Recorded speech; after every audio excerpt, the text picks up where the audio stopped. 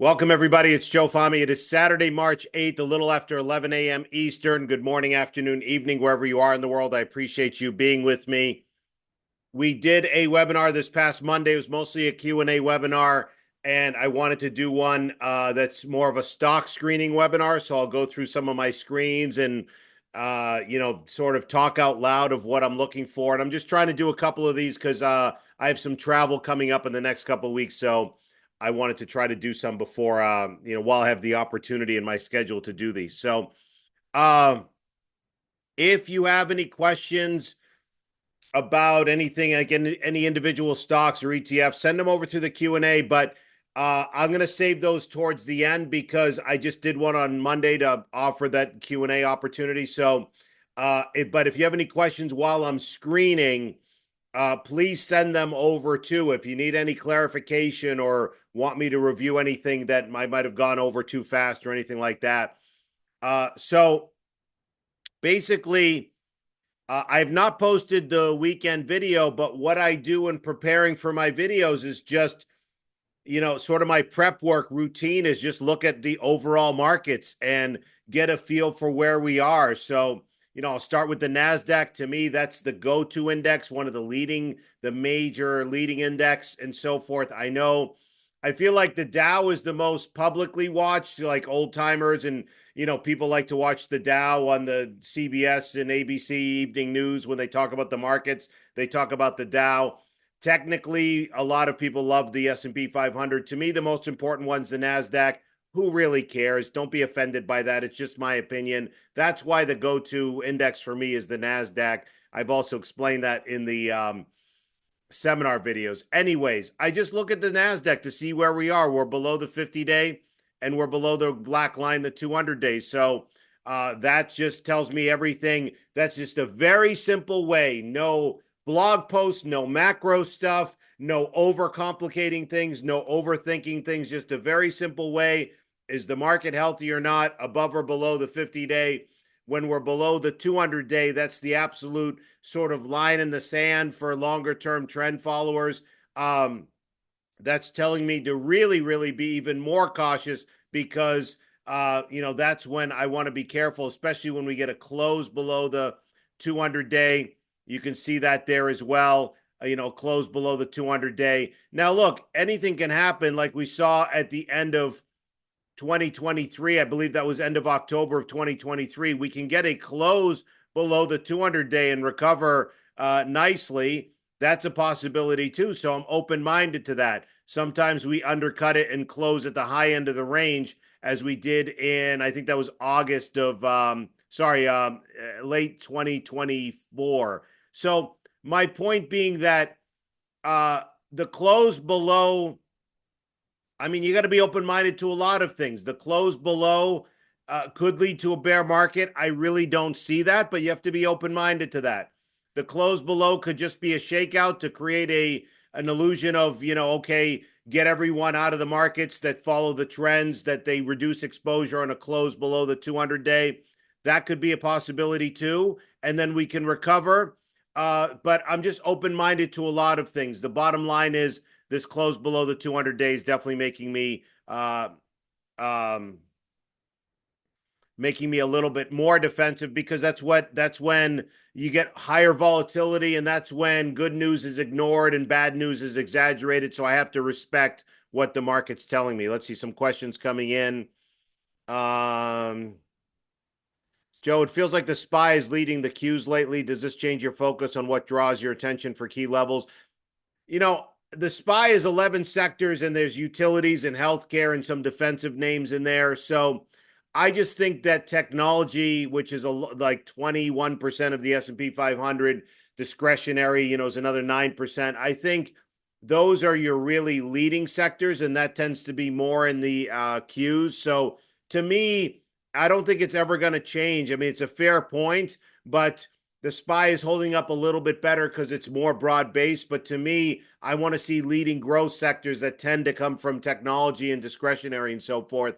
I want to see that acting better. So if the SPY is holding up a little bit better, we can look at this with the S&P 500.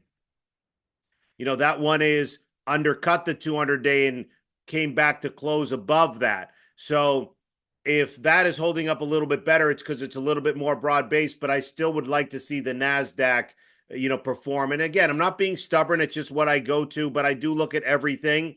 And there is a little bit of a difference now where the S&P, excuse me, the Nasdaq Composite's below the 200-day, but the S&P came back to close above it. Nevertheless, we're still in a correction. Let's not forget bigger picture. We're still in a correction. We need to come out of this to show signs of the selling slowing down, and we need to see some follow-through days and for stocks to set up. I mean, keep in mind, we had a reversal a couple of Fridays ago to come back up, and then it was met with selling. We had a reversal on Wednesday, and it was met with selling. So these reversals don't mean we're out of the wood. That's why we need to see follow-through. That's what the whole concept of a follow-through day is. You recover, and then you go sideways for a few days, then you get the follow-through, not recover, met with selling on Monday, recover on Wednesday, met with selling on Thursday.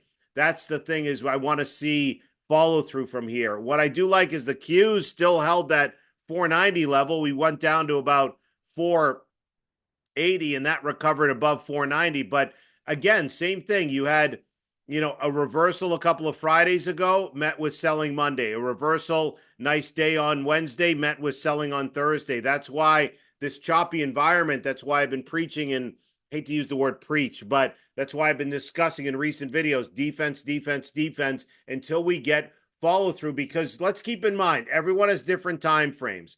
When I tweeted out nothing good happens below the 200-day, people are like, what if I want a dollar cost average into ETFs? What if I want to buy a little Tesla here or something that I like longer term? Yes, absolutely. Everyone has different time frames. But for me, I do well trading these. This is where my sweet spot is, the bulk, the meat, the sweet spot of this. I don't care about getting the dead low or the dead high. I don't care about getting the dead low or the dead high here. This is the sweet spot, these low volatility power trends that hold the 21-day.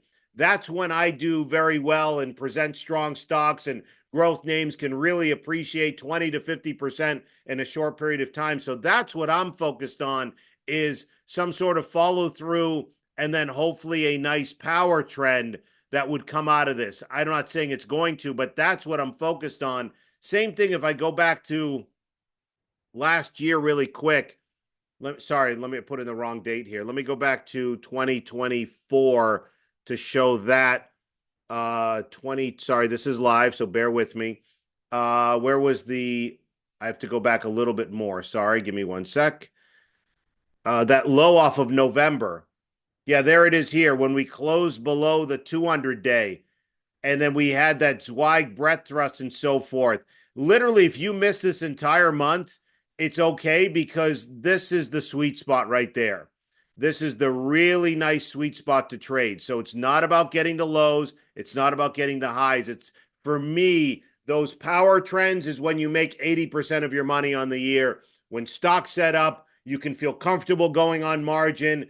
Stocks are breaking out. The market's really healthy, low volatility environment. That's what I'm waiting for, at least for my style, because I think that's when you make the bulk of your money. So hopefully that makes sense. Let me reset this back to today. And thank you for that question. I'm already digressing. Let's see. Is the volume on Friday helpful? I mean, yeah, it did reverse. I mean, we did come off of the lows. I mean, we're not on the dead lows. We're in the lower third of the range. So that's helpful on the S&P 500. That was a nice sort of above volume average day. But keep in mind that this reversal last Friday was above average volume, and then it was met with selling on right after that. So my point is, or was it Thursday, met with selling on Friday, 2 weeks ago. My point is that the volume, I'm not reading too much into it. I want to wait for follow through from here for a potentially confirmed low. Let me see what else we got here. There's a couple other questions. Let me get to the screening. Give me 1 second here. Sorry, my phone is ringing. I just got to silence this. There we go. Sorry about that. Okay, so let me get to the screening. So bottom line for people who hopped in late, I'm just looking at where we are in the major indices. I do see the S&P is a little above the 200-day. the NYSE composite is holding above the 200-day. That's a broader measure. But then let's not forget that the IWM is, really below that 200-day. That's really failed there. And the MDY has as well. So that's what I mean by a mixed picture. Small and mid caps are still getting decimated. NASDAQ still below its 200-day. So bottom line is, let me leave this with 2 points. It's still defense, defense, defense. I don't take it lightly when the NASDAQ's below its 200-day. I don't want to alarm people, but that's when, bad news comes out and it's exaggerated. So I'm not saying any crash or anything like that's going to happen. I'm just saying I have to respect traditionally what the market tells me. So it's still defense, defense, defense. The second thing I want to say is one of the challenges I have with this product is, and with any product, I have friends that have services like, JC Peretz, All-Star Charts, Brian Shannon, Alpha Trends, like these people have services. And we discussed that people just want ideas, ideas, ideas. Give me something to trade. Make me a bicycle clown. Give me ideas, give me ideas, give me ideas. I don't care if this doesn't please people, but I have to be honest, I'm not going to force ideas in a shitty environment. So if you want ideas, join a day trading service, shoot heroin into your arms directly, whatever you want to do to be a junkie. I've been trading light positions and still getting smoked on light positions. So this is not the environment to be aggressive and to say, give me ideas, give me ideas, give me ideas. I'm keeping a watch list of things that are holding up well, but I'm not going to force ideas when I have to respect what the market tells me. Thank you for understanding that. If you don't like it, I honestly, I don't mean to sound rude. I don't care. It's not my problem. I'm trying to protect people in bad markets and in rough environments and tough environments. And I'm trying to help people make money in stronger environments. And if one of the goals on this product is to keep you on the right side of the market, the right side of the market right now is to be defensive, in my view, because clearly not much is working. Let's not try to catch the dead lows and say one day of one bar is a bottom. It's a futile effort. Let's wait for a confirmation of a low. Somebody's saying, can you give me an idea how to trade on Monday? I need some money for bills. That's hilarious. Let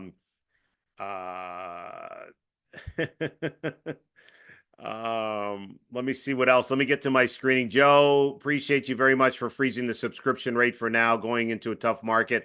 Yeah, it was a 5-year anniversary coming up around mid-March. I was going to raise it. And I mean this sincerely. Every single person I know, literally every single person I talk to, about 8 to 10 people that have different products. I'm not going to mention them all. And they're like, how have you not raised your prices in 5 years? Every single one of them is raised at least once, if not multiple times. I was about to do it 5 years. I'm not saying just because everyone else does it, but I'm trying to get some help on board also to hire someone to help me with these, even if it's behind the scenes stuff that they can help with. And I just said, look, some members signed up end of the year in the first quarter. We really haven't had any good opportunities. So I mean this sincerely. I want people to make money, and I'm not trying to like screw people over, say, okay, well, the market has sucked. Let me raise the prices. So that's why I decided to be patient. But I will be raising prices later this year because I'll be bringing on help, because after 5 years of doing this, it can be very, very draining doing this. I'm just being honest that I'm going to need help. And to bring on help, I will be raising the prices later this year. But out of respect, hopefully you understand, I'm sincerely trying to be genuine with this. I'm going to hold off because I want members to see at least a couple of months, especially newer members, to see a couple of months of what I can do in a good markets before I do that. Anyways, to read the rest of the question, with U.S. markets looking like they at least need some time to recover, meaning weeks or even months, what is your read on looking offshore, as many foreign country ETFs are showing relative performance for relative strength? Yeah, if you want to park money in that, when I go through my screens, we'll see a lot of China and other foreign. It's a great point. Other foreign countries and their stocks are doing well. I know David Tepper has been huge with his, and he's one of the most brilliant money managers ever with his push on China exposure. If you want to, you can. Just keep in mind, they're going to be volatile. I'm trying to stick to what I know, but that's a very great point that some of the foreign markets are doing a little bit better. Does Friday count as the first day of a rally and waiting for a fall through day? Yes, this is the first day of a rally attempt because we closed positive. So that's day one. So the earliest we would see A follow through would be day 4 through 10. So Monday would be day 2, Wednesday day 3, Thursday would be the earliest, and we could see one, later in the week and so forth. So again, patience, patience, patience, because even after we get the follow through and we get 2 follow through days, there will be plenty of time to make money. We're not in this for, as that member joked, to make money on Monday to pay bills. We're not in this to have FOMO. And if the NASDAQ has a 2% day and you're heavily in cash and feeling like you're missing out, at least for me, I have the confidence that when the real power trend starts, there will be plenty of time, a good 6 to 8 weeks to make money. We just have to be patient. But yes, for purposes of education, yes, the Friday would be day 1, but let's just be patient, because I don't want members to plow in on day 2 if it's a good day and then get shaken out on day 3 if we have distribution and get tossed around. Even with light positions, it's been very, very difficult. So let's just be patient I'd like to see 2 follow-through days, regain the 50-day, a really nice setup. Let's just be patient. Let's not be in a rush. You can, if you want, you can force trades and be super aggressive. You're just going to get smoked. I'm talking from experience. It's just not worth it. I'm trying to help pass along that experience to help members. Anyway, shut up, Joe, and get to the screens. Okay, so I like to go through this 3-month relative strength screen because that is all of this is listed in the bonus section video of the website.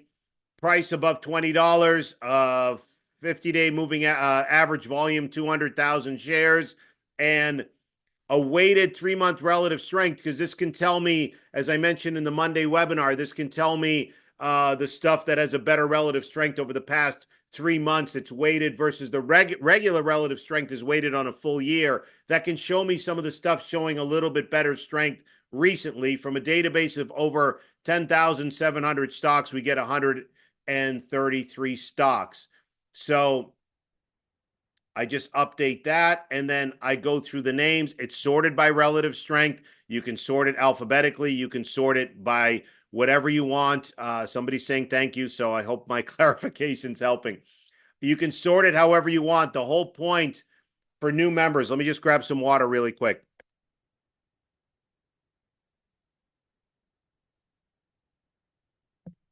The whole point for new members is I'm screening to get a feel for the markets. I'm screening to pay attention to what sectors are holding up well, what stocks to keep on the watch list that I pass along in the midweek and weekend videos, seeing what stuff is doing better. And then based on the environment, we're in a corrective environment. For sure, the main reason I'm screening is relative strength, to pay attention, like ASTS Space Mobile. It's working on a base here, and it's near its highs. It closed near its highs. For the week, it was up 23% for the week. The NASDAQ was down almost 3.5% for the week. I mean, it's not a guarantee that this is going to work out, but forget about relative strength. Relative strength is relative to the market, which was down 3.5% on the NASDAQ. A stock that's down 0.5% or held flat would be great relative strength. This is just amazing that, and granted, they had earnings, and gave some guidance and an update to their overall, business and so forth. But a stock that's up over 20% when the market's down 3%, that really, really sticks out.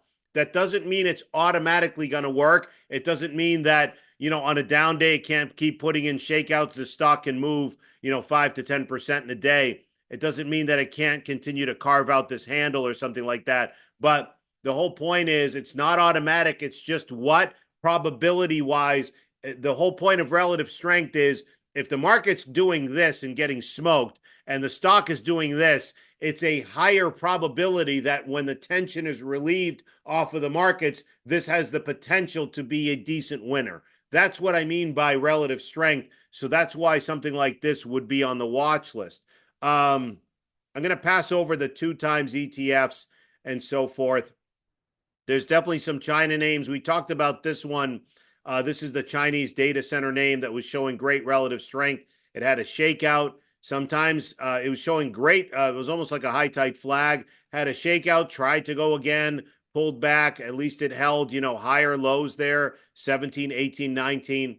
And then it finally worked out on a great breakout. Chinese name. Now it's pulled back. Now I want to see how it acts around the 21 day. The other example with this is, Gorilla Technology Group, Taiwan-based company, AI, edge computing, video analytics, big data, IoT. It's got all the buzzwords there. I don't know enough about this one, but it's a smaller cap name. But this is an example of, if when that member just asked about trading some ADRs or some foreign names, you can trade them. Just realize two things: that you still have to get those strong entry points, and two, they're going to be super volatile. So you might want to take smaller positions. This one went from 4 to 25 down to 8, and from 11 to 40 down to 28. They're all over the place. So some of these names, you got to treat them the same way as any other stocks. Get those strong entry points, take profits when they're extended, and because they're volatile, if you're going to trade them, lighter positions, because clearly these things can move. The market was up. The general market was up on Friday. This was down 16%. So they're going to have higher volatility moves. So if you're going to trade foreign names, just understand there's also, currency risks and so forth. So that's the reason why, in my opinion, you want to keep things light. Some of these names, like I talked about, WGS had great earnings. It's holding up well after the earnings, just putting in a few tight weeks on its 21 day on some light volume. So that's why that's on the watch list. Xiaomi, one of the Chinese, the maker of phones and so forth. Sorry if I'm mispronouncing it, but this is an ADR, came out of the big base and ran up. So to that member's point, yeah, there's some Chinese names like Alibaba and Xiaomi, definitely acting a little bit better, but it's just with an ADR, they gap up and down 3-4% every day up and down. So that's another reason it's going to trade based on what happens overseas. That's another reason to keep things light. Xpeng or Xpeng is, I don't know if that's, I've heard some people pronounce that. Chinese automaker, EV maker, looks like they're going from negative to possibly positive cash flow, if we even believe any numbers out of China. That's the problem, is off of the IPO, this ran up and everyone says EV maker in China. And then for years, it's been dead money. Now it's starting to come around again. For me, it's a pass. I'm just not interested in trading something like this. Alibaba's run up, mega cap name, over 300 billion. I'm not going to go through every one of these quickly, but I just see something like this as extended. I would wait for some sort of consolidation if I was interested in getting into something like that. I see some more questions coming in. Regarding ASTS, what would be your clue for an entry? I'd want to see some sort of tightness around that 21 day. I mean, look, it could just be a straight breakout where it clears these highs and it's just a breakout there. But I'd want to see some tightness and get it closer to the 21 day is what I would look for there. And even if, let's say, it takes off and I miss it, you might get some tightness later on and I could have it catch up to the 21 day. So my point is, even if I miss it, it's okay. I've done this enough that there'll be plenty of stocks, so I don't have FOMO, but I would want to wait for some tightness. And I'd really like to wait for confirmation that the market has bottomed as well.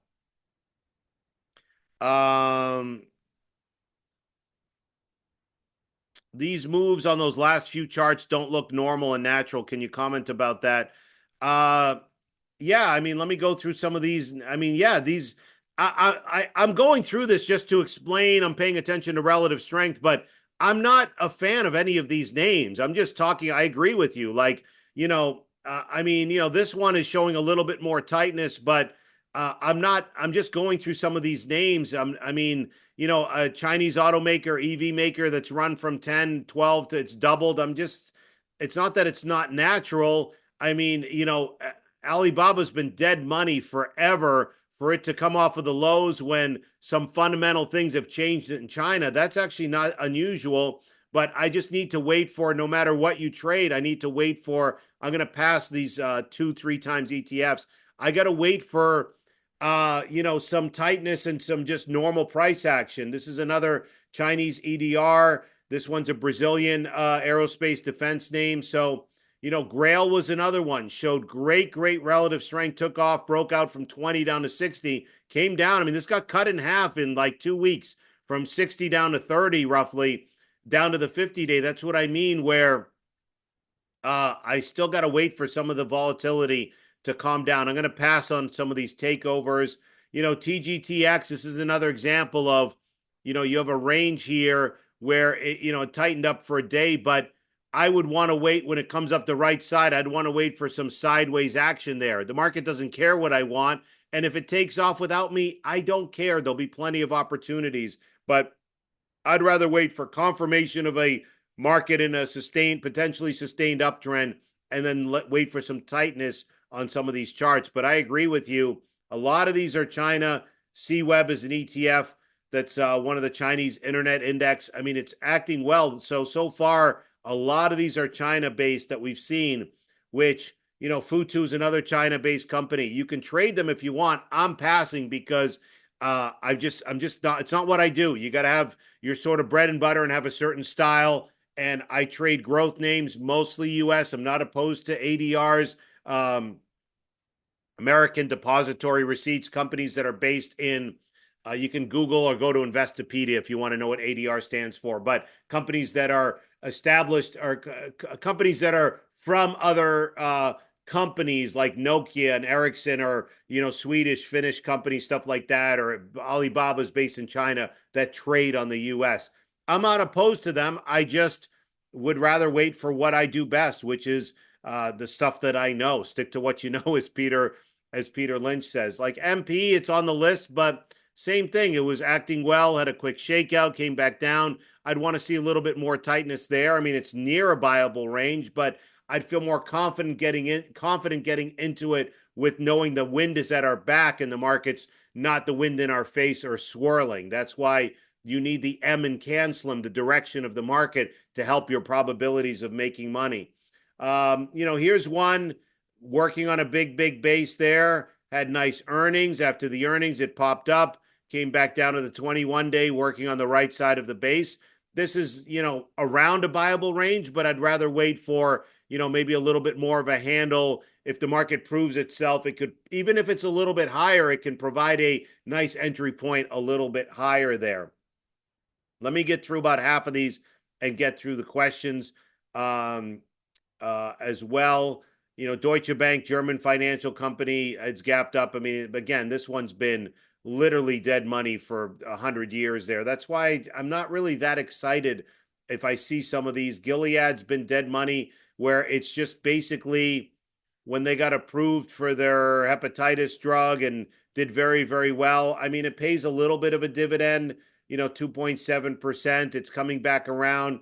This is an example of a sort of a big cap pharma that it's not like they're going out of business. It's not like they're growing that great. It's just been, the reason it's been dead money as for a while is because they went from earning nothing to $6 or $7, and then they've just been going sideways forever because they're earning that same $6 or $7 for several years. That's why maybe something has changed now. You'd have to dig into it if there's a new drug in their pipeline or one of their acquisitions is adding accretive to earnings and so forth. But, so maybe there's a little bit of a pickup there. But, at the end of the day, what causes a stock to go up is earnings and sales growth. If the earnings and sales flatline, don't be surprised if the stock basically is flatlined for years, between $60 and $80. Now it's coming back near the high end of the range. So maybe something fundamentally has changed. I'm not opposed if someone wanted to buy something like this, but to me, it doesn't seem like, it's more defensive, not a sexy growth story. I could be wrong. And I'd also want to wait for a better entry point. Just basically saying, look, I'm not being stubborn. I'm just trying to, as Peter Lynch says, stick to what you know. My area of expertise is in growth stocks. I'm not looking to buy utilities. I'm not looking to get into energy. I'm not looking to get into defensive China, stuff like that. I'm just waiting patiently for what I'm confident in, that I'm comfortable in trading. That's like when I mentioned biotechs to some members, they're like, I hate biotechs. It's the same analogy. They're like, I'm never trading these. That's fine. It's not being stubborn. It's just sticking to what you know and what you're comfortable with. Noticing a lot of pharma healthcare stocks on the screen. Does that mean anything? Safe haven? Yeah, it could be an example of just defensive names. as some of them are acting a little bit better. Tencent's another one in China doing well. Look, a lot of Chinese stocks are doing well. Joy ADR, another one. This was another one that's just been dead money for a long time, but it's one of the social media video sites for in China. AEM, again, mining gold, silver. I mean, look, if someone's like, hey, mining stocks, and you understand fundamentally some of these names and you want to trade, you have a range to trade off of, you're more than welcome to. It's not what I do. Don't take offense to that. It's just, you can trade whatever you want, get those strong entry points. Here is one in aerospace defense that broke out off of their earnings, really nice earnings there, broke out of this big base there. This is an example of, I don't know this company. It's a little bit extended, but maybe if it goes sideways, puts in a 3-4 weeks tight or a flat base, this is where I might say, okay, let me dig into this company a little bit and see what caused this surge. Clearly, in a tough market, a stock that's bucking the trend, I might want to pay attention to. BJ's Wholesale Club, another one, slow and steady earnings. They must have liked their guidance or whatever they did. I mean, it's been slow and steady. Nothing wrong with some of these more value names that trade at lower PEs, from $3 to $4, just slow and steady. I mean, there's nothing wrong with that. There's a lot of different ways to trade and invest in the markets. That's why I always say from like the very first seminar video is I'm not imposing my style on anybody. I'm not saying I'm a guru. I'm not saying to follow me in anything. I'm just trying to mainly keep people. I mean, like I always say, there's a million goals of this product, but mainly to keep people on the right side of the markets and to really help you with your confidence and your decision making by teaching you some basic, simple skills so you don't have to say, let me ask someone, is the market healthy or not? Let me ask someone what they think of this stock. You can develop these skills just with simple 50-day and paying attention to accumulation distribution to decide if the market's healthy or not. Paying attention to, different stocks and different bases and things like that. Just the simple concept. If a company's growing its earnings and sales growth, for the most part, if the market's cooperating, the stocks are going to do well. So that's some of the basic concepts, but I never say you have to trade like me or anyone else. I actually want you to develop your own style, your own time frame, your own plan, know what works for you. If you're trading full time, if you're in a different country, the time zone might make a difference. If you're working full time, all of these are variables that you have to plug into your own equation as to what works for you.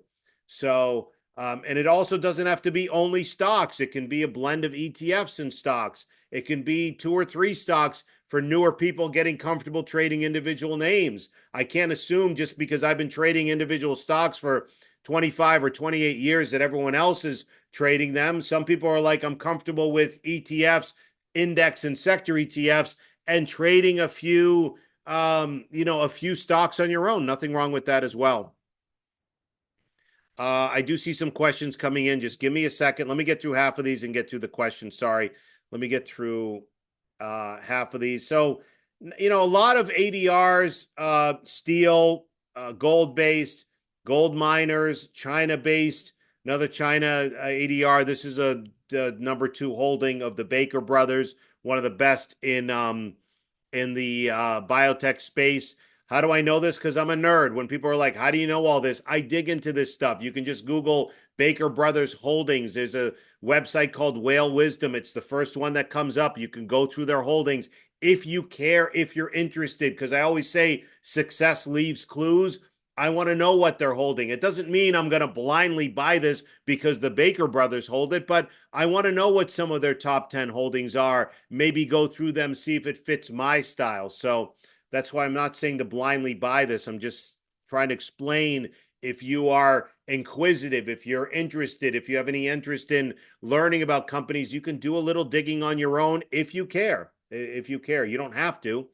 Checkpoint. This is another one, Israeli company in software security. This has been on the list, and I mentioned this one holding up well. Little tension relieved off the market Friday, and it went to new highs. So there's definitely some bucking the trend, but it's 4 out of 5 stocks will move with the general direction of the market. So if the general direction of the market is down and corrective, 80% of stocks will be in a downtrend. That doesn't mean that there aren't stocks on the new high list. There were like 60 new highs on the NASDAQ on Friday. So clearly, but that's bucking the trend. That's what I mean. So there's going to be some, but I'm always about probabilities. To try to find a needle in a haystack, I'm not really excited about that. I'd rather wait for, again, the market to be confirmed a little bit.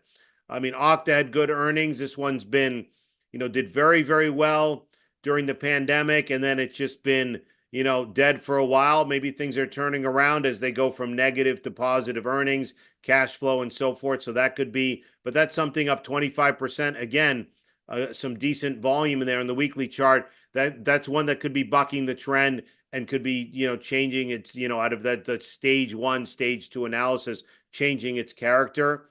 Philip Morris, another defensive name. I know they've done well through some of their stuff and some of the vape stuff that they have. Global defense ETF near highs. Obviously, a lot of aerospace defense names are near highs. So yeah, there's definitely like some names like AT&T is just a dividend play. You get 6 or 7%. It used to be, now it's 4%. But this is another one. It's literally been dead money for 100 years. A lot of their grandparents still own AT&T and Verizon in their portfolios because they get a dividend, but it's not what I do. And I want a stock to appreciate. I care more about that than the dividend. But some people are dividend investors, so nice to see some of these coming back around. But it's been, a lot of precious metals, gold, some ADRs, some foreign banks, with Deutsche Bank and some other ones here. Dutch-based bank, foreign companies. So to that member's point, yes, there are foreign companies doing better. If you want to trade them, go right ahead. Maybe some of these foreign markets will outperform the U.S. this year. Just get those strong entry points and manage risk. You can do whatever you want. As I always say, you don't need my permission to trade something. If you're noticing some of these other, UK aerospace defense, I'm just going through these quickly. If you're noticing some other names doing well, you're more than welcome to trade whatever you want. AbbVie, another one, to that other member's point about, pharmaceuticals, Gilead, AbbVie, some of these names, BeiGene, some of these pharma names. I mean, it is a little bit, let's face it, when money rotates, it's rotating into some defensive stuff. So Roche is another one, a big diversified Switzerland-based pharma conglomerate. So it's a little bit more of a defensive tape right now. That's why for a growth manager like myself, Sanofi, another one, French developer, another big pharma name. For a growth person like me, I just want to wait patiently for what works for me. Yum Brands, I don't know, maybe everyone's going to Taco Bell.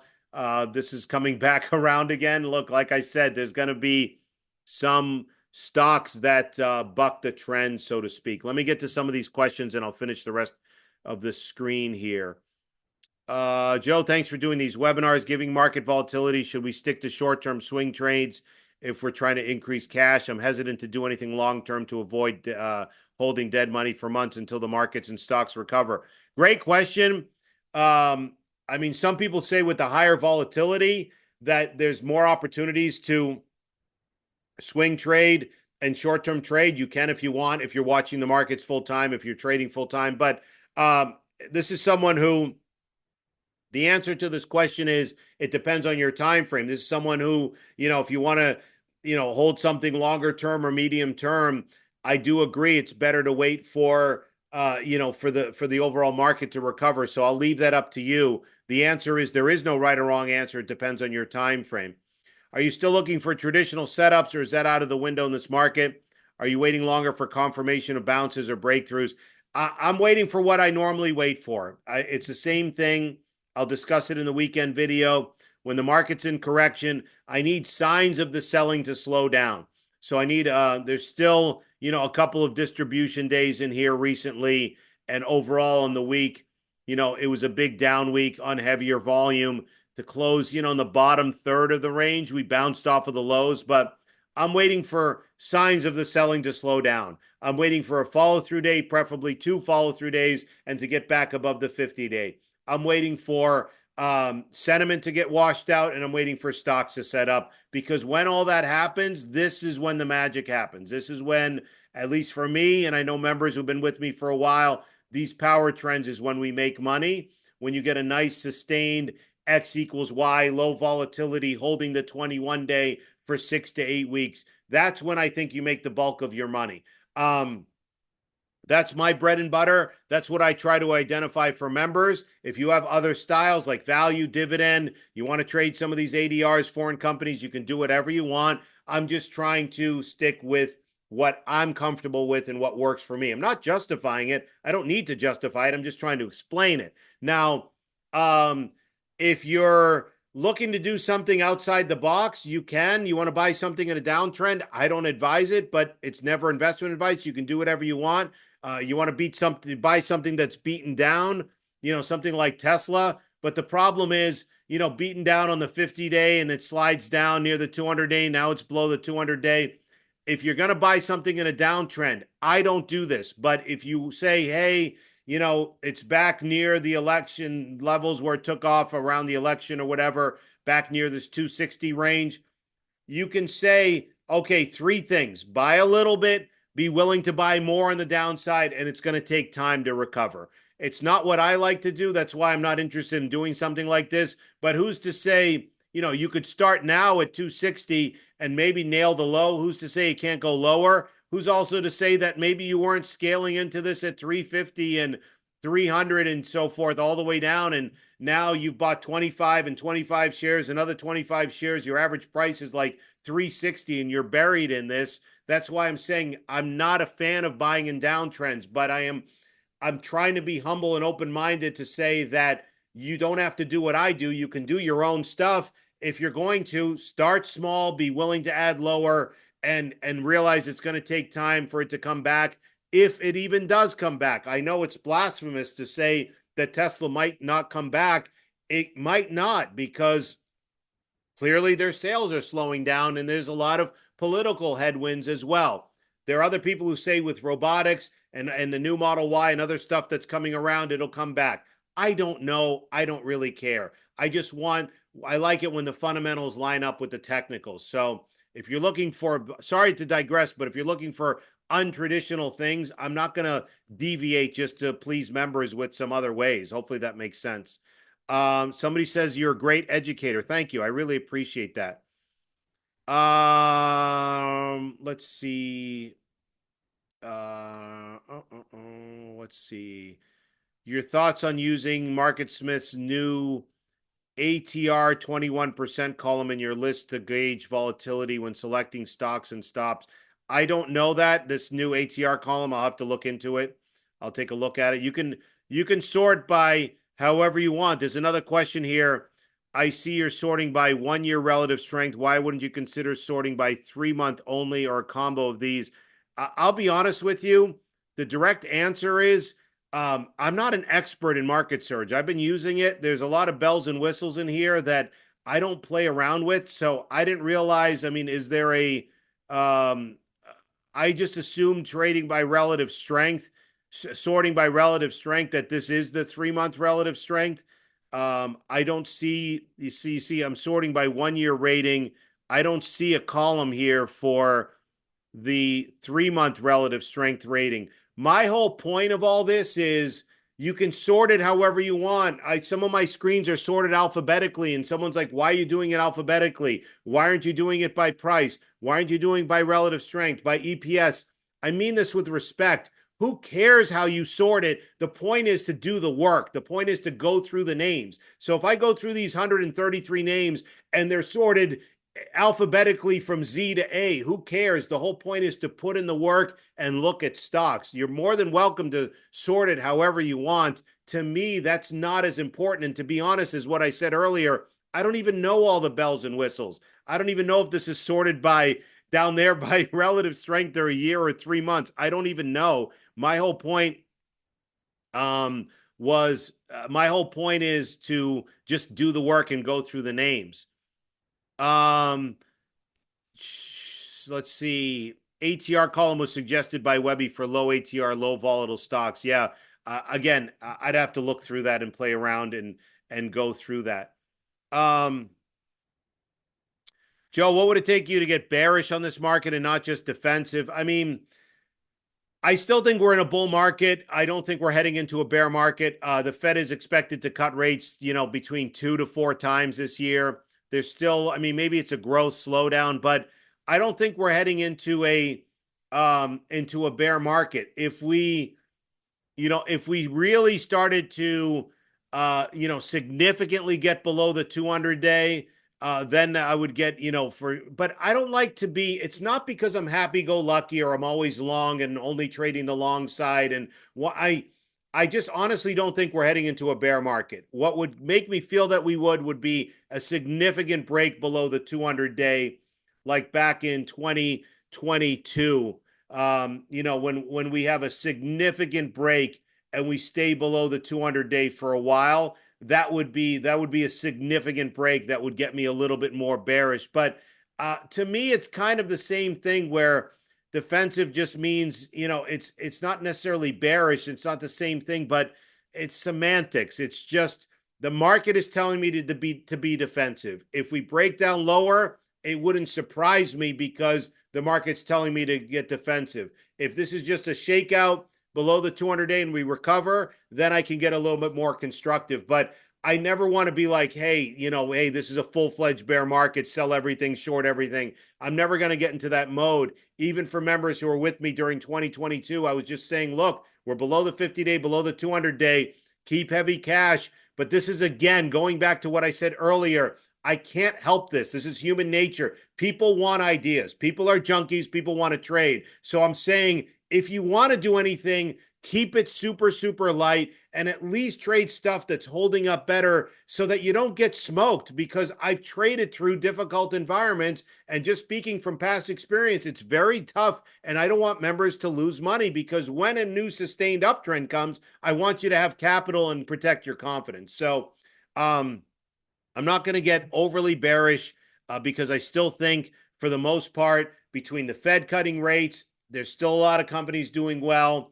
And maybe this was just a shakeout.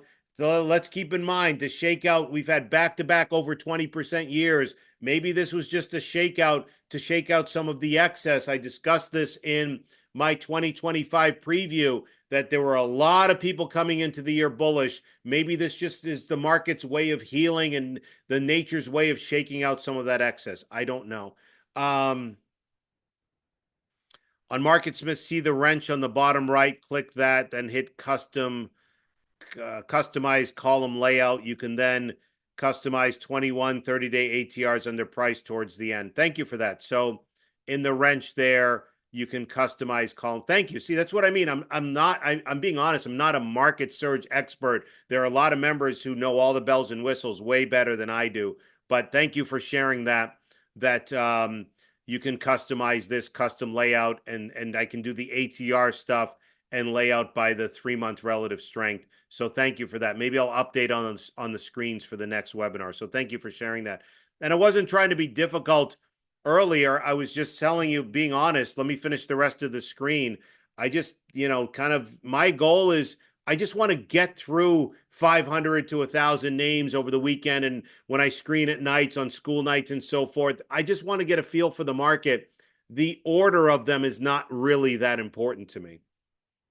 So let me get through the rest of these. ALGM was a takeout. So any of these takeouts, here's another example, Spain ETF that's doing better.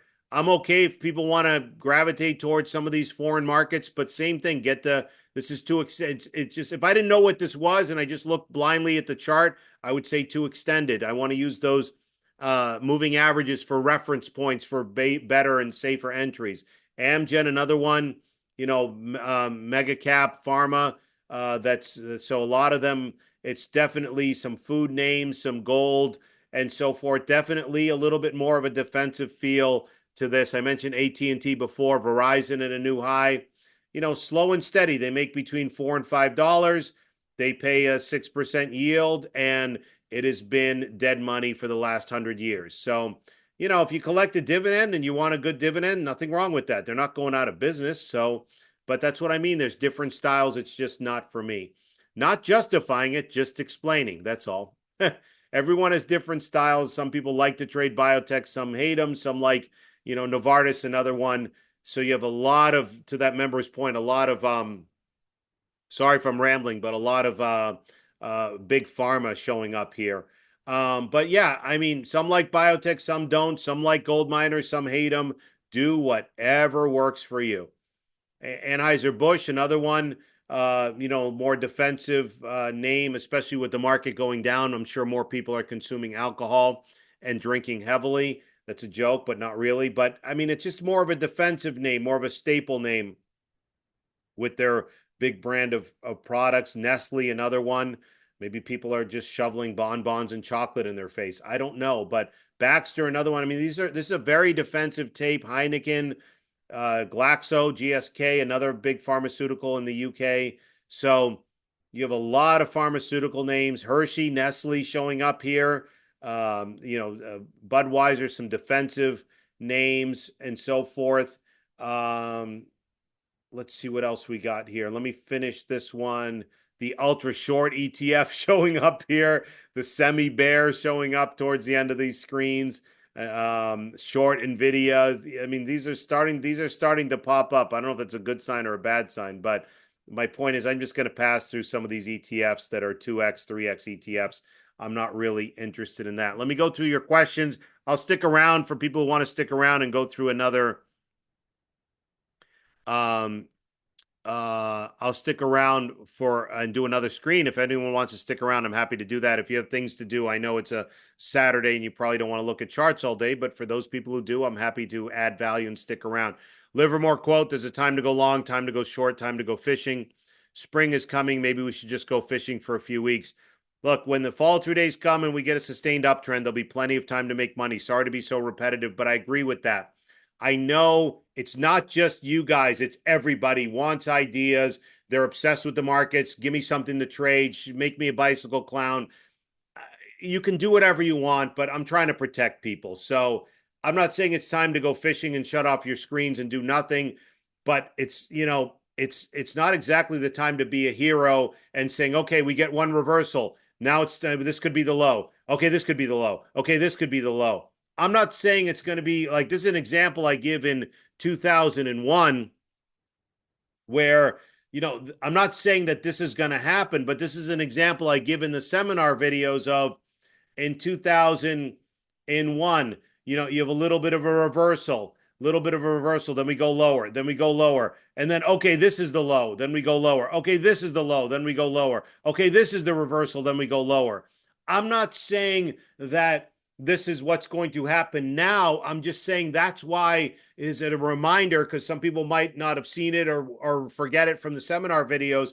It's a reminder that, don't be so antsy after every single reversal. This is the low. I got to jump in. I got to get the dead lows because that's why you need that follow through on days 4 through 10. That's the example I give in the seminar videos where you have a low, then you go lower, and then you have a reversal. And then, you get a reversal here and you're waiting for a day 4 through 10 follow through would be nice in this direction, but the market's met with more selling. Then you have a low. That'd be day 1, day 2, day 3, day 4. Wait for a couple follow through days, met with selling. So that's what the whole point is. Don't be so antsy. Just wait patiently. You just have to I don't want to say trust me on this because I don't want to sound like that, but it's the patterns of the markets. We need, at the end of the day, the big institutions control the markets. We need them to come back in. We need the big pension funds, mutual funds, hedge funds to come back in with a vengeance, come back in with consistency, come back in with a lot of volume. And that'll give me confidence that a new sustained uptrend will come where it's easier. The market is never easy, but it's an easier, high probability environment to trade the market. So you can do whatever you want. I know people want ideas, but sorry to tell you what you don't want to hear, but you just gotta have to be patient and wait for it. If you want to be a junkie, go right ahead, but I just don't want people to blow themselves up.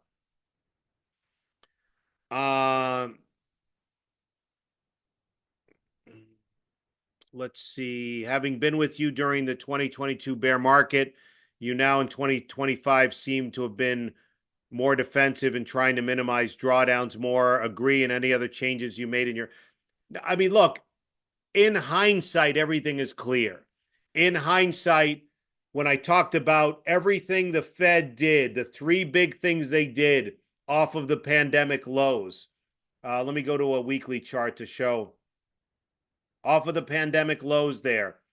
The three things the Fed did was they cut interest rates to zero and they increased their balance sheet and they were buying an insane amount of treasuries. Okay. And then in hindsight, in here, when we had all that distribution, I even talked about this in hindsight because it's so clear in hindsight. At the end of 2021 and early 2022, they did the opposite three things. They went from 0 to 5%, 500 basis points in a year. That velocity of raising rates has never happened in the history of the markets. We've seen higher rates than 5%, but we've never seen 500 basis points raised in a year. So they cut rates to zero. They did the opposite and raised rates. They increased their balance sheet. They said, we're decreasing the balance sheet. They were buying bonds like crazy. They said, we're no longer buying treasuries. So in hindsight, that's what created the bear market there, where now I'm just trying to protect people because the technicals are telling me that, but nothing's really changed in my process. Now the difference is, maybe this is a drop. Who cares as to the why? We won't know until later in hindsight. Maybe this is a drop because there is a growth slowdown. Maybe there's a slowdown a little bit in the economy where we don't have a recession, but we have maybe an earnings slowdown or an earnings recession. Maybe this is something to do with tariffs. Maybe this is just psychology because after 2 amazing years, the market has to keep people in check and take it a little bit away. I don't know what the reason is, but nothing has really changed in my process. I'm just trying to protect people when we're below the 200 days. So if I see more defensive then or there or back then or more now, I don't know. I'm just reminding people to be defensive. That's all. Are there time periods in the trading day you target to make trades versus periods that you avoid? Yeah, I've talked about this, and thank you for that question. I've talked about waiting about an hour, hour and a half, 9:30 Eastern. I like to wait about till 11 o'clock Eastern. I like to let not only let ranges form, but I also like to wait for the European close. I've talked about this. Sometimes we get a flush into the European close on several days. We had it. I mean, look, this past week. We had a flush into the European close, another flush into the European close around 11 o'clock, give or take a half an hour, around 11 o'clock, because there's three major exchanges, the UK, France, and Germany, and they're not all in the same time zone, but they close roughly between 10:30 and 11:30 Eastern. So I just like to give it a little bit of a chance. This time the market, was meeting a range on the European close and went lower. On Friday, we met a flush right into the European close. Then I almost said Bernanke spoke. That's how much I'm losing my mind. Then Fed Chair Powell spoke, and that was an excuse for the market to rally. Maybe it was just oversold. But the point is, as far as periods to avoid, I'm not a fan of trading 9:33 in the morning and having FOMO and feeling the need to get in right away. I like to wait for the European close around 11 o'clock. And then I run screens in the afternoon if there's a setup around 3 to 3:30, something like that, where in a better market I might look to put some money to work if I'm running some screens and saying, okay, this could set up just to be ahead of everyone, because a lot of people are screening, a lot of services are screening, and sometimes, especially in a good market, they'll put their setups in the next day and then things will gap up, or maybe you'll get a lucky upgrade. I just try to anticipate and be ahead of the markets and ahead of other people in a better market. So sometimes I might put money to work in the last hour of the day. But, those are those are rough areas that I look to add to. Let me grab some water.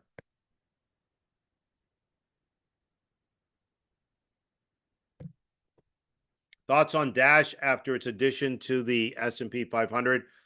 I didn't even know it was added to the S&P 500, so must have been Friday after the close or something. It looks like it's had a great run here where it broke out, ran up, second stage type of base, ran up, maybe retesting that level. Let's see if it regains the 50-day and that low from Friday would be a nice low, kind of also coincides with that recent base. That would be a nice low. I'm not a fan of buying at the bottom of the base. Being added to the S&P 500 is not that big of a deal. It's just sort of a short-term, volume influx that comes in. But, it's been great, slow and steady earnings, and it's gone from negative to positive, as margins and cash flow increases. I know this has been a great stock and it's coming back around to its overall base, but it's not for me because I just think it's a very competitive space. Yes, they are one of the leaders, but there's a lot of other. It's a very competitive space, but if their margins are good and it regains that 50-day, at least you have a nice sort of level to trade off of. But O'Neill always talks about don't buy at the bottom of the base, let it prove itself and come back around, just in case below the 50-day. I'd be careful with this one. Let's see. Do you use anything in addition to Market Surge? Do you use a program which shows charts pre and post market hours? Do you ever trade or position in pre or post market? Sometimes I do. I use eSignal. That's a paid product. Q Charts has been merged with eSignal. That's where I have, yes, I do the Market Surge for screening, but my actual real-time quotes, and it's in the daily routine example. I give like a real-time example.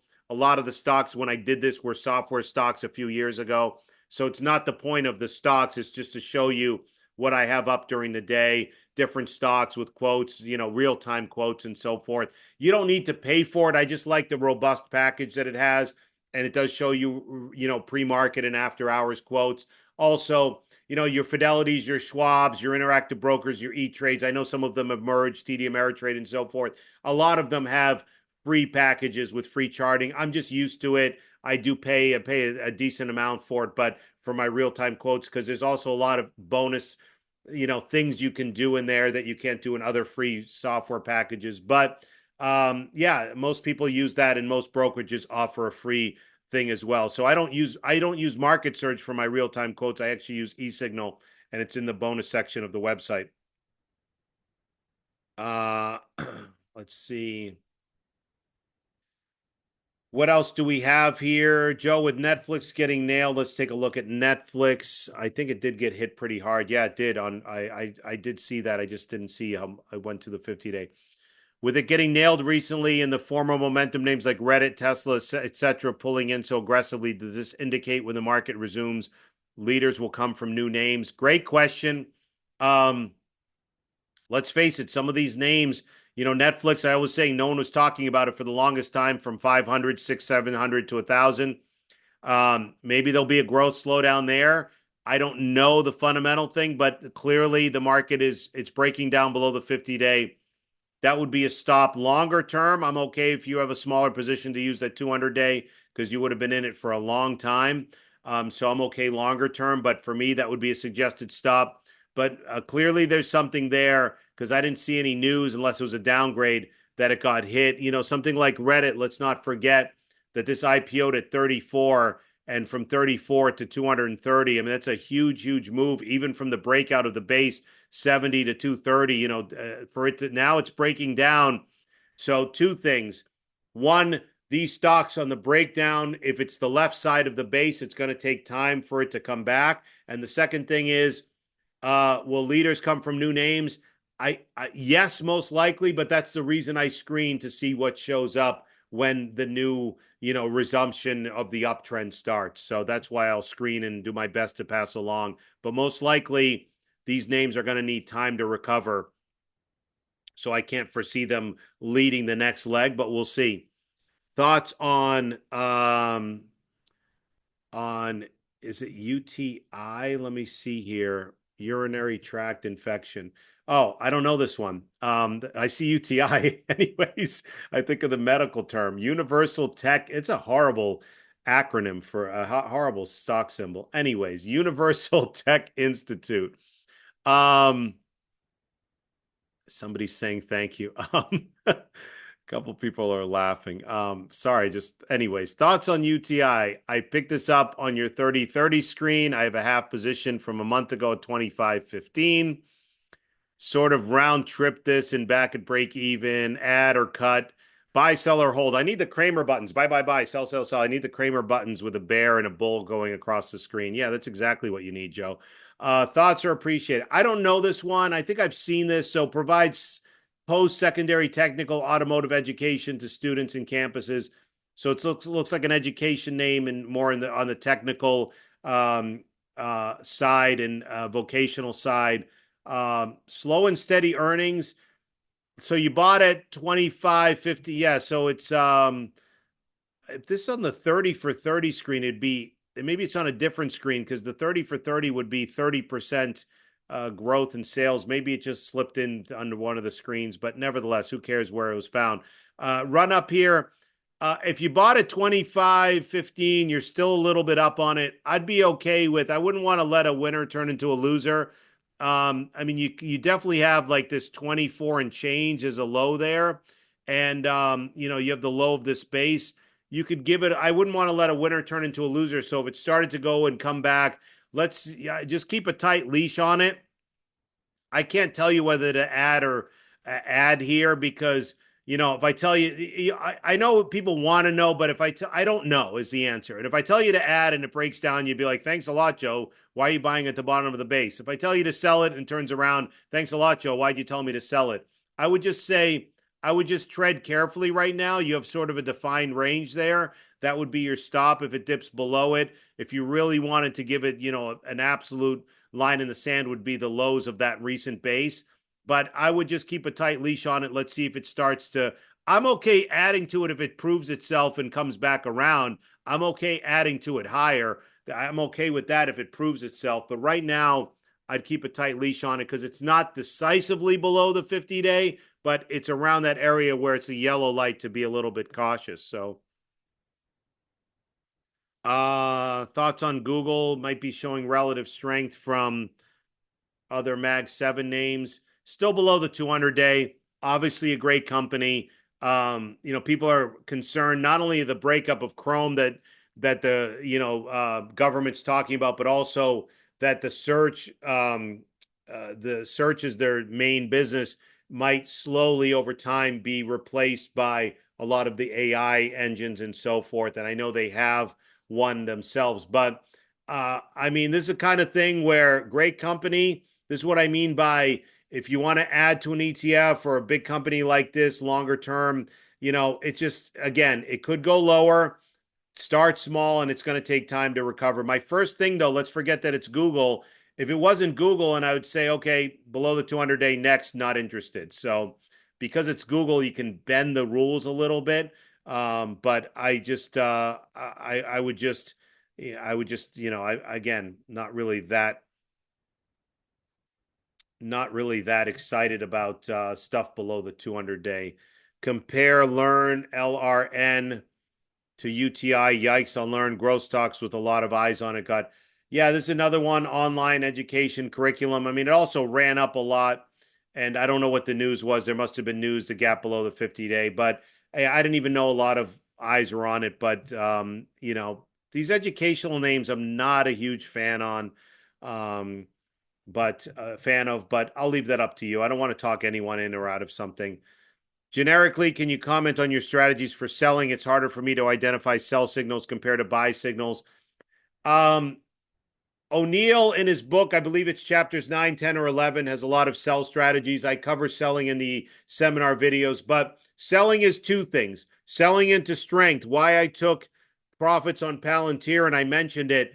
The original base was at $30, then it ran up kind of a high tight flag at 60, and these things can double, and it just got really, really extended, and I sold it right there, and I mentioned it. The next day it went a little bit higher. I didn't care. So for me, selling is when things get vertical, like when Tesla, breaks out of a base and you start to get these, 6 to 12 day big up days, and the chart just gets, more vertical like that. Those are areas to sell.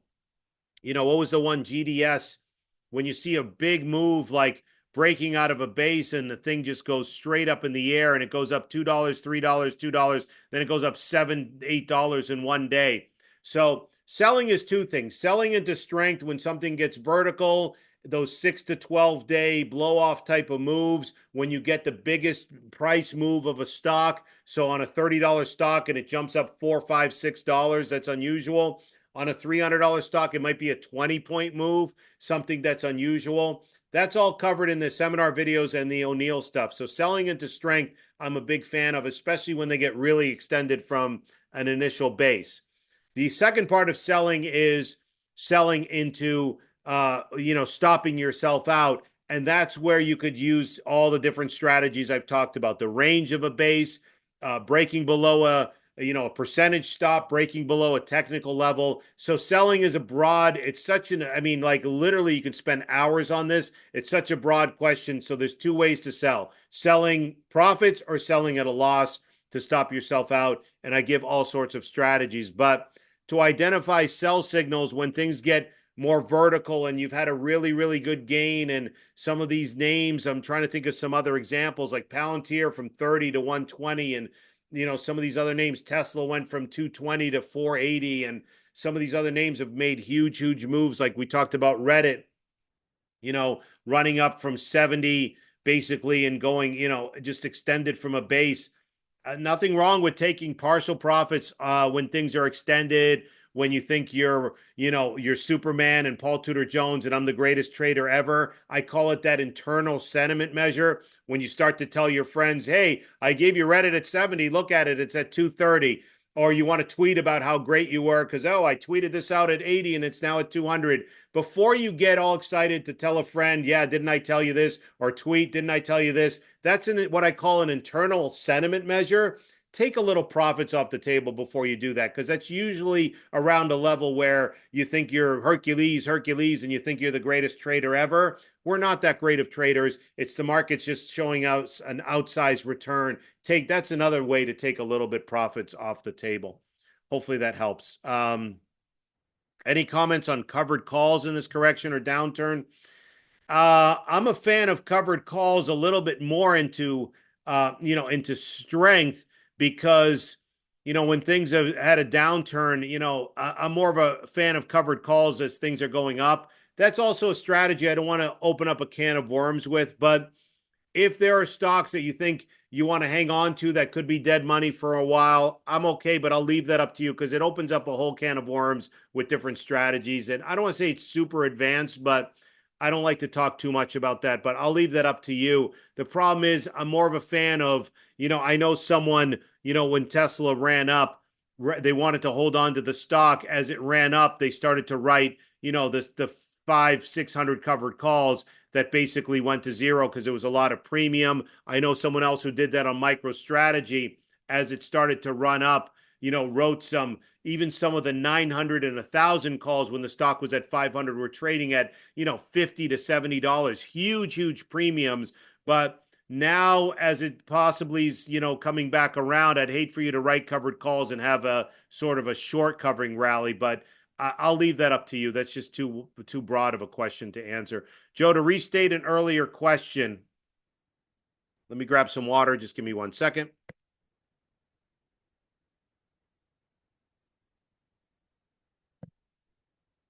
To restate an earlier question, when I'm screening, I'm seeing a tons of names that I don't know, is in quotes here. It feels hard to look at these names. I seem to prefer names that I know. Is this a signal that growth names are simply out of favor, or should I be more open to trading newer names such as the market strengthens? Great question. I am always going to look for newer growth names. If you see names you don't know that are, ADRs and, other stuff that you're not familiar with, some of you have to look at the sectors. That's why I screened to look at the sectors. Clearly, we saw a lot of, 10 or 15 pharma names. So, clearly that tells us to be a little bit defensive.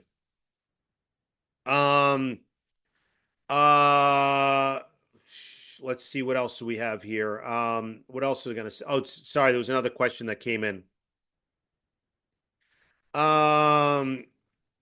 So what I will say this though is coming out of this, okay, screening right now, there are different names. Some might be defensive, some might be Chinese you're not comfortable with, you don't know them.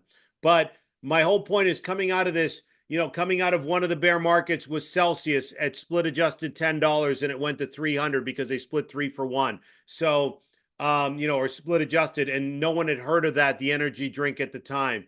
Coming out of some of these, you're going to find other names like, a lot of people hadn't heard of Rocket Lab and are not familiar with it. And that worked out and went up over 200%. My point is, you can't be afraid of new names.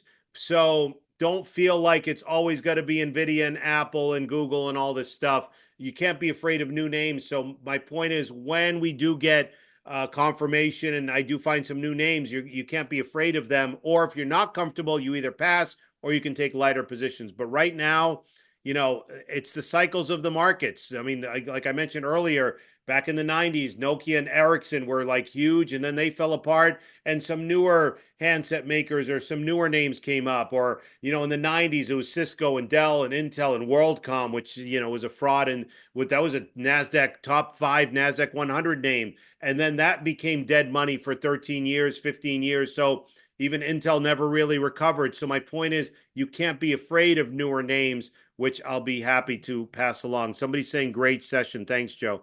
Joe, thanks for all your mentorship. I've learned an immense amount over, and although, yeah, so it sounds like from this question, it's been tough, trading profits wise in the past few months, but I now can read charts and make decisions and keep up the great work and humor. So thank you for those kind words. So I do appreciate that. And like I said, it has been, look, if you're with me for just 3 months, you might get lucky and hit a nice power trend. Life is all about timing. If someone's with me for a quarter, and I understand if people need to move on or whatever, I respect that completely. But sometimes the timing might be, you might be in 3 months of just choppy and like directionless corrective action. So, but the whole takeaway is to, exactly like you said, learn how to read charts and learn how to make decisions. So if I've helped with that, I'm very grateful for those kind words. Speaking of newer names, I'm going to go through these recent IPOs quicker. If people, there's still some people on here. If you want to stick around, I know this is a long webinar and I still have to do the weekend video, but I love you guys. And this is stocks above 50 relative strength, because relative strength is hard to measure when some of the IPOs have not been around for a while. Above $20 and traded IPO date between 2019. I actually have to update this screen. Oh, it is updated. Oh, no, 2025. So let me go to 2025 to update this screen. And let's see, it gives us 3 more IPOs, 111. So bonus, you get 2 more stocks. Sorry, 2 more from 109 to 111.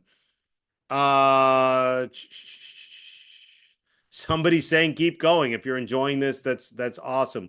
I appreciate that. So the reason I want to go through this screen, besides the fact I said I'd go through a couple screens, is also to address newer names.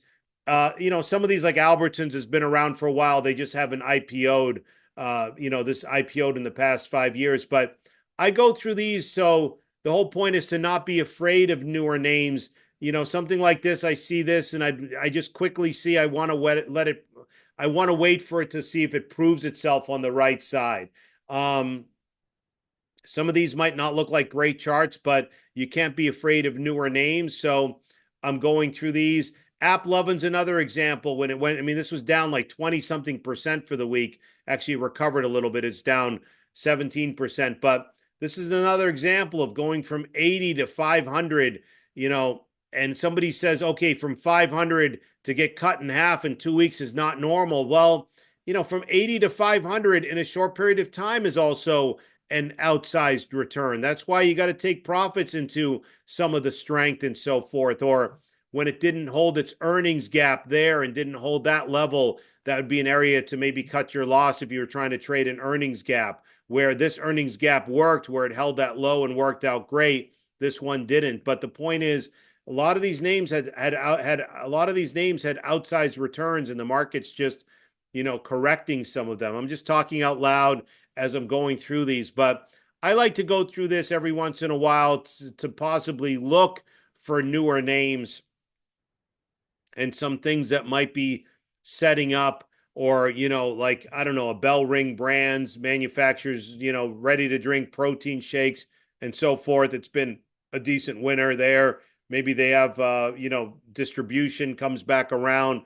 That's why you can't be afraid of newer names. I did have a light position in Dutch Brothers, but I was using that low as a stop, and I took a little bit there. And when it broke through there, I had to get out of it. So this is another one that had great earnings, and look, it just failed. That's another sign of the market not being super healthy. But let's see if it can recover on Dutch Brothers. I'll discuss it in the weekend video. I mean, it's been holding the 10-week. Let's see if it can recover and come back around. So I don't want to throw that one out the window yet, but for now, it stopped me out. I'd need to see it come back and prove itself. But Instacart, Maple Bear is the parent company. This was acting great. That's another reason for the member who asked me about DoorDash. And I know some of these are owned by multiple companies, but with Postmates and DoorDash and Instacart, some are delivering groceries, Uber Eats, some are delivering food, some are like, I just feel like it's a very, very competitive market. That's why, even when someone asked me about this one, I think I mentioned on one of the webinars, I'm just going to pass on this one. And then the earnings came out and this one failed as well. So same thing with Chewy. I mean, I love the company, and I know people love their pets and order a lot, of not just the toys and medications and so forth, but, a lot of the stuff you can get on Amazon. And, it just seems like it's just been dead money. I love the company and they're doing great, and a lot of people use it, but it's a difference between loving the company and loving the stock. So, but what do you mean there was a problem with my last request? Anyways, sometimes market search can get quirky. Let me pass along with this one. Just kind of going through these. Not the whole point of this is to see if there's anything, CrowdStrike was another one that came up and failed. Just again, signs of the market. When I talk about the market, judging the health of the market by the price action of stocks, specifically growth stocks, a lot of them are not working out. That's why it's telling me to be, defensive. But the main point of the screen is to see if there's anything, in the market, especially when the market improves, to see if there's any sort of newer names to, that's why you can't be afraid of newer names. I mean, Dynatrace was one that was trying to clear the 60 range, big, huge base there, trying to clear it, but just got hit. I mean, great earnings, great guidance. Sometimes the market doesn't care. Maybe it's a fund that needs to get out of a bunch of shares, whatever the reason is. Duolingo started to break out, gap down below the 50-day. I mean, clearly a lot of these, newer IPOs that are trying, or newer-ish IPOs that are trying to come back around, have gotten hit. But the whole point is, here's another example. Shift4 Payments. I got stopped out through the 50-day. That's why you got to stick to your stops as it continues to slide. So whether this recovers or comes back, who knows? It could take some time, but that's why you have to stick to your stops.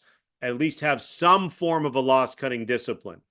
Globe was another one, another IPO from a while ago that was coming back around, coming back around, getting closer to those highs. I know a lot of people were following this one, and, sliced below the 50-day, great numbers, great guidance. I remember, but I mean, look, something happened there. That's why I always say it's not the news that matters. It's the market's reaction to the news, or a stock's reaction to the news.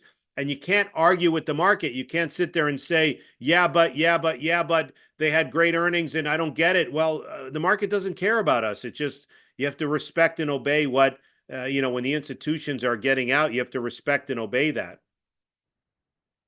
But I'm paying it. Here's one that's insurance. I'm paying attention to see if there's any newer names. Robinhood was another one from the original base in the mid 20s to 66, and just like AppLovin and Tesla and a couple of the other names, Palantir. Some of these names had 100 to 500% returns in 3 to 6 months. So for them to reset, Robinhood 720% growth in one of their segments. Great earnings, but it might need to just reset and build a new base. So that's why I'm also paying attention to, price action, and then when the market conditions improve, to see if there's some newer names. Right now, I mean, Kenvue is a cosmetics, personal care coming back around. I mean, it's showing a decent relative strength, but that could be an example of hypothetically, I'm not saying to buy this one, but hypothetically, if the market improves and this one shows great price action, that would be an example of a newer name that recently IPO'd that a lot of people wouldn't hear about, that IPO'd in 2023. If it came back around and built a proper IPO base, maybe it turns into an Ulta Beauty or something like that. Who knows? Klaviyo, same thing. Great numbers, and it was up at 52 after hours. I remember I was in it. It gapped down, and I got stopped out. And that's why you got to obey your stops to try to mitigate potentially bigger losses there. So I'll finish this here. Nothing really exciting basis wise. The whole point of going through this is, you can't be afraid of newer names when the market does turn around, but nothing really exciting here. Cloudflare was another one, broke out of this nice base, broke out nicely. Great, great earnings again. Gapped up on the earnings and it's just the market's been pretty ruthless right now with a lot of growth names. And again, the reason why, I always say the reason why, who cares? I don't want to sit there and need to sound smart at a cocktail reception, like, with my British accent and talking about the economy and jobs and all. Who cares about all this stuff? Just know that the market's under distribution. The reason why we don't find out usually later until afterwards in hindsight, just know that the institutions are dumping stock and to be defensive. That's all. ONON was on the focus list. And I talked about this big IPO base. I talked about all of this accumulation here, acting well and building the right side of its base. And then it started to go there, but then now it's met with distribution. That's what I mean. This isn't a guarantee that it's going to work out, but it gave me the high probability that this thing could run into the $80, $90 range in the next 6 to 12 months. However, when the facts change and it breaks below the 50-day, I took it off of the focus list. Now it's below the 200-day. So my point is, this is what another important lesson for the people that have stuck around. I appreciate you.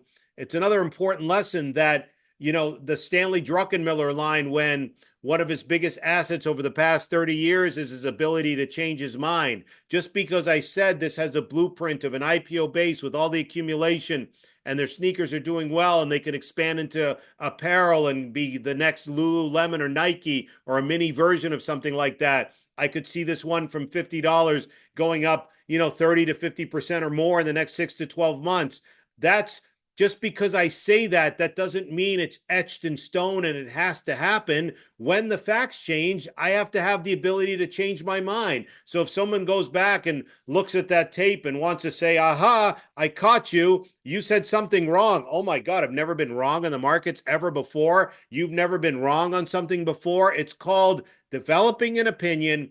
And when the facts change, you have to change your mind and adapt to the markets. You can't be stubborn. Right now, it's telling me still a great company, but the stock is not, it's in a downtrend and I'm just not interested in it because it broke through that range and I have to wait patiently if it's going to set up again. But the whole lesson here is I don't mind trying to give you some conviction, trying to give you some ideas, something like on the focus list that I think can do well in the next 6 to 12 months. But when the facts change, I have to remove it off the focus list and I have to change my mind and be flexible. That's the lesson there. You can say, okay, Joe, you said this, you said that. I don't care what I said. Everyone has the ability to change their mind and be flexible. Just like I could be bearish on something and hate a company, and when it comes around and proves itself and the fundamentals improve, the chart improves, I can always get back in. So I'm going to finish going through this.